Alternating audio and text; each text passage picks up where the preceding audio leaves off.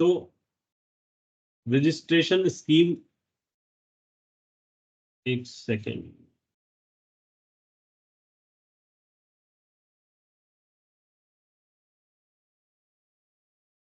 Registration scheme under section ATG के under भी same classification है जो 12A में है। तो पहली क्लासिफिकेशन देखते हैं, जहां पे फॉर्म 10A में आप दो तरह की एप्लीकेशन फाइल कर सकते हो, जैसे 12A में कर सकते थे। एक new trust provisional application file कर सकती है, और वो ट्रस्ट जो कि ऑलरेडी रजिस्टर्ड थी ओल्ड लॉ में prior to finance act 2020, that means prior to 1/4/2021, इस तरह की ट्रस्ट भी इसमें अपना रजिस्ट्रेशन अप्लाई कर सकती है। सो अगर कोई ट्रस्ट पहले से रजिस्टर्ड थी एज ऑन 1/4/2021 एंड वो रजिस्ट्रेशन अगर परपेचुटी तक के लिए वैलिड था, तो सेक्शन आपको सेलेक्ट करना है 80G51, फॉर्म रहेगा फॉर्म 10A। और इसकी टाइमलाइन क्या है? पहले टाइमलाइन थी 30 जून 2021, गवर्नमेंट ने नोटिफिकेशन निकाली है, टाइमलाइन हो गई 30 सितंबर 2023, एंड फाइनली गवर्नमेंट ने अब 7/2022-24 में रिलीज दिया। अभी भी 30 जून 2024 तक टाइम है, अप्लाई करोगे मिल जाएगा। एक बार रजिस्ट्रेशन मिल गया 5 साल के लिए वैलिड रहेगा। Second category, provisional registration. Provisional registration कौन ले सकता है? प्रोविजनल रजिस्ट्रेशन वही ले सकता है जो कि न्यू ट्रस्ट है और उन्होंने अभी एक्टिविटी स्टार्ट नहीं कर दी है। अगर एक्टिविटी स्टार्ट कर दी है तो ध्यान रखना, हमें डायरेक्ट रेगुलर रजिस्ट्रेशन लेना पड़ेगा अगर न्यू ट्रस्ट है तो अगर एक्टिविटी स्टार्ट नहीं करी है तो आप प्रोविजनल रजिस्ट्रेशन ले सकते हो। कौन से सेक्शन में लेंगे? आप लेंगे सेक्शन 80G56A। एक बार रजिस्ट्रेशन मिला 3 साल के लिए वैलिड रहेगा। एंड फॉर्म कौन सा यूज करना है? फॉर्म 10A अप्लाई करना है। अच्छा, इसकी टाइमलाइन क्या है अप्लाई करने की? जिस साल में आप लेने का सोच रहे हैं, so at least 1 month before the commencement of the previous year relevant to the assessment year from which the registration is sought. तो अगर आप इसका रजिस्ट्रेशन 25-26 में लेने का सोच रहे हैं तो 24-25 में अप्लाई कर दीजिए। काइंड ऑफ इस तरह का स्कीम ऑफ अरेंजमेंट है। नेक्स्ट स्लाइड पे आते हैं, form 10AB। Form 10AB again जैसे सेक्शन 12A में था, फॉर्म 10AB में भी रजिस्ट्रेशन अप्लाई करना है। 3 कैटेगरीज ट्रस्ट की हैं। पहली कैटेगरी कौन सी है? पहली कैटेगरी वो है जिनके पास ऑलरेडी परमानेंट एटीजी है, रिन्यूअल कराना चाहते हैं अगले 5 साल के लिए। सेक्शन सेलेक्ट करेंगे 80G52। टाइमलाइन क्या है? टाइमलाइन है 6 months prior to the expiry of the said registration. अब इसमें क्वेरी आती है, क्या मुझे 6 months का वेट करना है या मुझे पहले ही अप्लाई कर देना है? तो सपोज आपका 31 मार्च 2025 को परमानेंट रजिस्ट्रेशन जो है एक्सपायर होने वाला है, ठीक है? तो अगर 31 मार्च 2025 को अप्लाई होने वाला है तो आप 30 सितंबर 2023 से पहले अप्लाई कर दीजिए, तभी जाके कंडीशन सेटिस्फाई होगी। एक बार रिन्यूअल मिल गया 5 साल के लिए वैलिड रहेगा। सेकंड कैटेगरी ऑफ ट्रस्ट आती है प्रोविजनल रजिस्ट्रेशन। इस तरह की इस तरह की ट्रस्ट जिन्होंने अभी तक एक्टिविटी स्टार्ट नहीं करी है, नहीं sorry, second category of trust आती है renewal of provisional renewal of provisional registration to regular registration. तो अगर आपकी प्रोविजनली रजिस्टर्ड ट्रस्ट है एटीजी में एंड आप उसका रिन्यूअल कराना चाहते हैं, तो भी जो है आप इसमें अप्लाई कर सकते हैं। सेक्शन है 80G53 और फॉर्म है फॉर्म 10AB। इसकी जो टाइम लाइन्स है बिल्कुल सिमिलर है जैसे सेक्शन 12A के रिन्यूअल की थी। क्या टाइम लाइन है? टाइम लाइन है 6 months before the expiry of the provisional registration और within 6 months of commencement of activity whichever is earlier. इसमें भी कंडोनेशन आई हुई है। ये कंडोनेशन आई हुई है 30 जून 2024 तक की। ऑलरेडी एक्टिविटी स्टार्ट हो गई है, 6 months के अंदर अंदर अप्लाई नहीं करा, टाइम लिमिट एक्सपायर हो गई, आप फटाफट से अप्लाई कर दो फॉर्म 10AB में, 5 साल के लिए रजिस्ट्रेशन मिल जाएगा।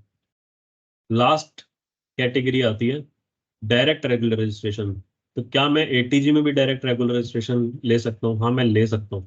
कंडीशन क्या है? नई ट्रस्ट होनी चाहिए, एक्टिविटी ऑलरेडी स्टार्ट हो जानी चाहिए, एंड बेनिफिट ऑफ एग्जामिशन कभी पहले क्लेम ना करा हो, किसमें? सेक्शन 11 में, सेक्शन 12 में, सेक्शन 1023C में। एक बार रजिस्ट्रेशन ले लिया 5 साल के लिए वैलिड रहेगा। सेक्शन रहेगा 80G56B, फॉर्म रहेगा फॉर्म 10AB। अब ये हमने स्कीम ऑफ अरेंजमेंट तो पढ़ ली। नेक्स्ट डाउट अब हमारा क्या आता है?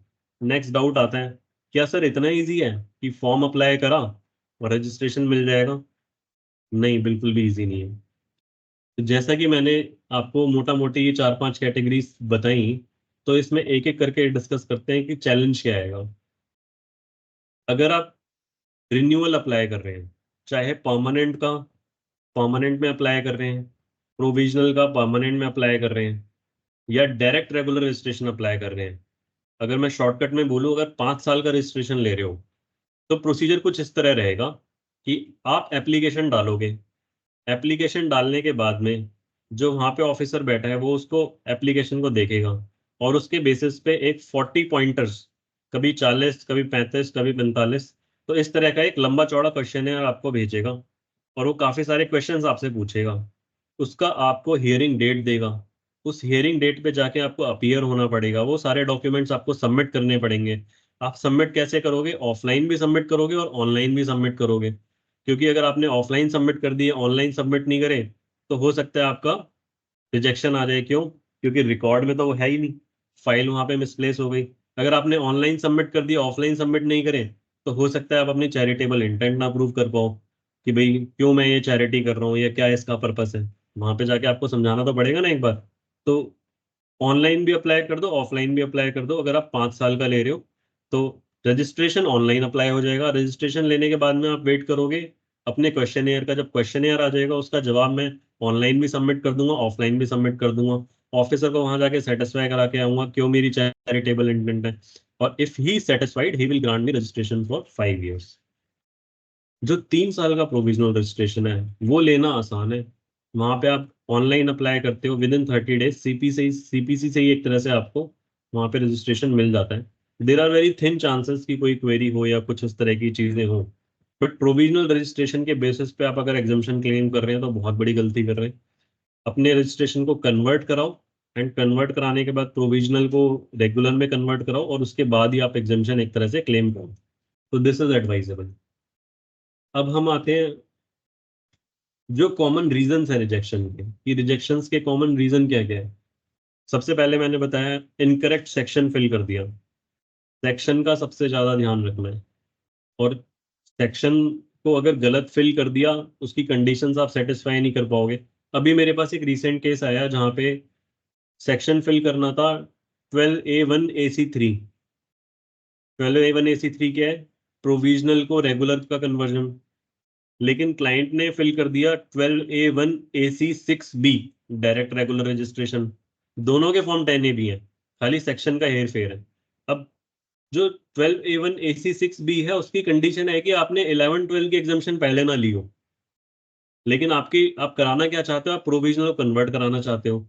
तो जब प्रोविजनल को कन्वर्ट कराना चाहते हो, तो प्रोविजनल जब लिया था मैंने, तो एग्जामेशन तभी ले ली थी पिछले साल की रिटर्न में। तो मैं ये कैसे प्रूव करूंगा? होगा कि अल्टीमेटली फॉर्म रिजेक्ट होगा।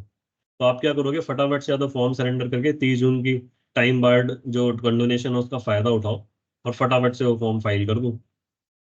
दूसरी कॉमन रीजन क्या आ जाता है कि टाइम बार्ड हो गया। फॉर्म को जो फाइल करने का जो टाइम लिमिट था, वो टाइम लिमिट एक्सपायर हो गया। ऑब्वियसली एप्लीकेशन टाइम बार्ड हो गई। टाइम बार्ड एप्लीकेशन के लिए गोल्डन मूवमेंट है 30 जून 2024 से पहले अप्लाई करने का है, और 30 जून 2024 से पहले अप्लाई करने का है। और 30 जून 2024 तक अगर अप्लाई नहीं करा, तो आप समझो आपकी चैरिटेबल एंटिटी की चैरिटेबल स्टेटस खत्म हो गया है, और अब वो इनकम टैक्स के हिसाब से will be taxed on the basis कि भाई वो अब चैरिटेबल ऑर्गेनाइजेशन नहीं है 12 रजिस्टर्ड की। तो एक जैसे नॉर्मल एओपी टैक्स होती है वैसे होगी। एंड आपका जो एग्जिट टैक्स है 115TD, 30% ऑन नेट एसेट्स, वो भी आपको पे करना रहेगा। ठीक है। आपने रिक्विजिट डॉक्यूमेंट सबमिट नहीं करे, आपने एप्लीकेशन तो फाइल कर दी, मान लो आपने फॉर्म 10AB में फाइल कर दिया। आपने तो कहा जी मेरे को से जो एप्लीकेशन में लिखा हुआ था मैंने सब कुछ उसके अंदर फाइल कर दिया। अब वो फाइल तो आपने कर दिया, लेकिन जो क्वेश्चन आ रहा था उसका जवाब नहीं दिया। एप्लीकेशन रिजेक्ट होगी। कैसे रिजेक्ट होगी? How the officer will prove that you have a charitable intent? अगर आप जाके उसको एक्सप्लेन नहीं करेंगे, अपनी एक्टिविटी रिपोर्ट सबमिट नहीं करेंगे, एफिडेविट सबमिट नहीं करेंगे, how he will be able to know that you are satisfying all the conditions? तो आपको जो भी क्वेश्चन रहेगा उसका जवाब देना है, और बड़ी स्मार्टली उसका जवाब देना है। इनकम टैक्स के प्रोविजंस के हिसाब से जवाब देना है। एंड यहाँ पे आपको एक एक्सपर्ट की हेल्प भी लेनी है। तो खुद सीए ना बनो जब आपके पास क्वेश्चन आता है। Take the help of an expert. Fourth point आ जाता है कि आप चैरिटेबल इंटेंट प्रूव नहीं करते। चैरिटेबल इंटेंट आप कैसे प्रूव करोगे? चैरिटेबल इंटेंट आप तभी प्रूव कर पाओगे जब आपकी एक्टिविटीज से किसी का भला हो रहा है। तो अगर आपकी एक्टिविटीज से किसी का भला हो रहा है, then only you can say that you have a charitable intent. आपकी एक्टिविटीज से भला कैसे होगा? सेक्शन 215 में डिफाइंड है। एजुकेशन, अगर आप किसी को एजुकेशन दे रहे हो आप ले सकते हो। अगर आप किसी को मेडिकल फैसिलिटी प्रोवाइड कर रहे हो पुअर को, आप ले सकते हो। अगर आप रिलीफ ऑफ पुअर दे रहे हो, किसी को खाना दे रहे हो, किसी को एम्प्लॉयमेंट अपॉर्चुनिटीज दे रहे हो, किसी का जो इलाज है वो मुफ्त में करा रहे हो, तो इन सब चीज़ों के लिए ऑलरेडी काफ़ी डिटेल में इनकम टैक्स में कवर्ड है।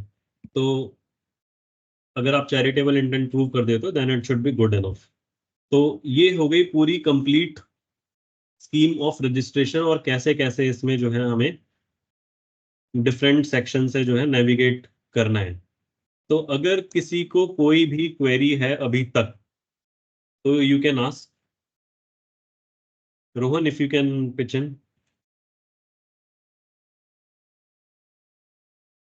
Indian can unmute him. Ronit, I think you want to ask.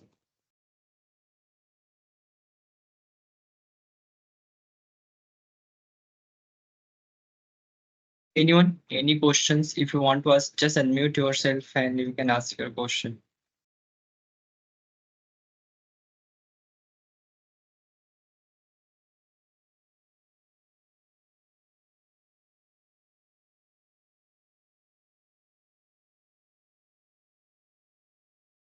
Okay, I think no one is asking any question right now. Okay, तो अगर किसी को कोई क्वेश्चंस नहीं है तो मैं एक छोटा सा टॉपिक डिस्कस कर लेता हूँ फटाफट से। इन स्लाइड्स में वो कवर्ड नहीं है। Just wait.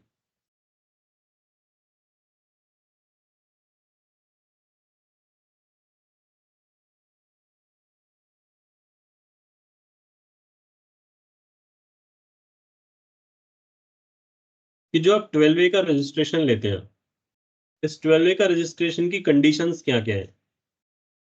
तो इसकी कंडीशंस बड़ी सिंपल है। सबसे पहले तो आपने एक, आप 12A का रजिस्ट्रेशन इनकम टैक्स से लेना है। सारे सेक्शन हमने गो थ्रू कराई दिए हैं, ठीक है। सेकंड मैंने बताया था कि आपको अकाउंट्स मेंटेन करने हैं। अकाउंट्स मेंटेन करने का मैनर कहाँ दिया हुआ है? रूल 17AA में दिया हुआ है। तीसरा, आपके जो ऑब्जेक्ट्स होते हैं, जो आपकी ट्रस्ट डीड में या एमओए में जो ऑब्जेक्ट्स हैं, तो आजकल जितने भी 12वे रजिस्ट्रेशन मिलते हैं, अगर आप उनके नीचे टर्म्स एंड कंडीशन देखेंगे तो उसमें लिखा होता है कि अगर कोई भी चेंज होगा उन ऑब्जेक्ट्स में, उन रूल्स में, उन रेगुलेशन में, तो आपको री अप्रूवल के लिए अप्लाई करना है। तो without prior approval of CIT you can not do such changes. तो इस तरह का अगर कोई भी चेंज होता है तो भी आपको सीआईटी में अप्लाई करना है। वो अप्लाई कैसे करोगे, उसका मैनर क्या होगा, तो वो कहीं अभी तक डिफाइंड नहीं है। बट मेरा मानना है कि आप शायद फॉर्म 10A या 10A भी फाइल करके, जो भी आपका एप्लीकेबल फॉर्म है, वो चीज कर सकते हो, ठीक है।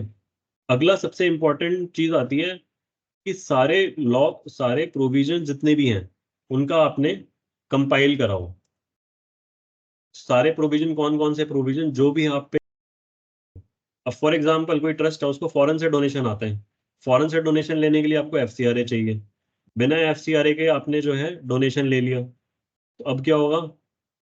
Non compliance of FCRA. तो एफसीआरए में तो पेनल्टी होगी होगी, जो होगी वो अलग बात है। आपका 12A भी कैंसिल हो सकता है उस बेसिस पे। तो इस तरह की चीज अवॉइड करनी है कि कोई भी अगर आपका जो लॉ ऐप पे एप्लीकेबल है उसका आपने कंप्लायंस कराओ। तो जो बात हो रही थी कि भाई आपको ऑफलाइन भी जाके वहाँ सेटिस्फाई करना होगा ऑफिसर को, तो वहाँ आपको यही सब चीजें सेटिस्फाई करनी है कि आप किसी और लॉ का उल्लंघन तो नहीं कर रहे।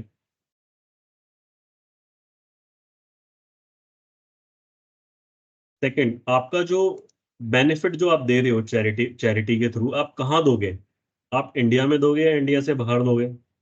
तो अगर आप इंडिया के लोगों को बेनिफिट दे रहे हो तो ही ये एग्जामेशन अवेलेबल है। ऐसा नहीं है कि अगर आप नेपाल में कोई एक्टिविटी कर रहे हो और वहाँ के लोगों को उससे फायदा पहुंच रहा है, या श्रीलंका में जाके कोई एक्टिविटी कर रहे हो और श्रीलंका के लोगों को उससे फायदा पहुंच रहा है, तो 12A का एग्जामेशन आपको नहीं मिलेगा। ये तभी मिलेगा जब आप जो है इंडिया में एक्टिविटीज इस तरह की कर रहे हैं। ठीक है, यहाँ तक हो गया। इसके बाद में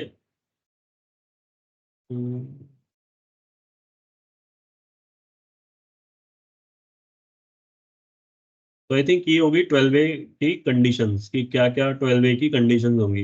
एक बार क्विकली कर लेते हैं। जैसे मैंने बोला 12A की कंडीशन में एक इंपॉर्टेंट पॉइंट आता है कि आपको बुक्स मेंटेन करनी है। बुक्स आपको क्या क्या मेंटेन करनी है, रूल 17AA में ब्रीफली दी हुई है। क्विकली हम एक बार बात करेंगे। कैश बुक, लेजर, जर्नल्स, जो भी आपकी ओरिजिनल रिसीट्स हैं वो आपको मेंटेन करनी है। ओरिजिनल बिल्स आपको मेंटेन करने हैं। कोई भी अदर बुक्स जो कि true and fair view show करती हैं वो आपको मेंटेन करने हैं। जैसे सैलरी रजिस्टर हो गया, स्टैट्यूटरी डिडक्शंस का रजिस्टर हो गया। तो जितनी भी बुक्स होती हैं वो सारी रूल 17AA में दी हुई हैं और वो आपको मेंटेन करके चलनी है। तो आई थिंक मैंने सेमिनार का जो भी पर्पस था मैक्सिमम चीज़ें इसमें कवर कर दी हैं। And it's being already 40 minutes. तो अगर किसी को कोई डाउट है तो you can ask, otherwise we can close I think.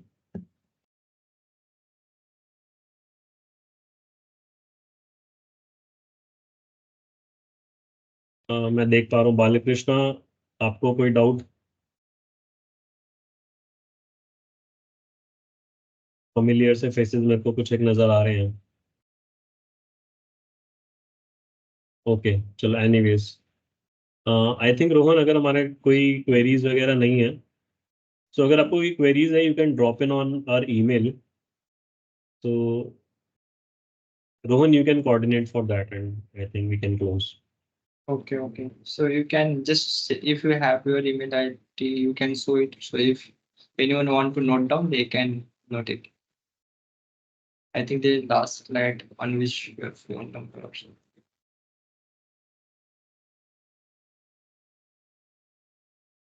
Okay, ठीक है।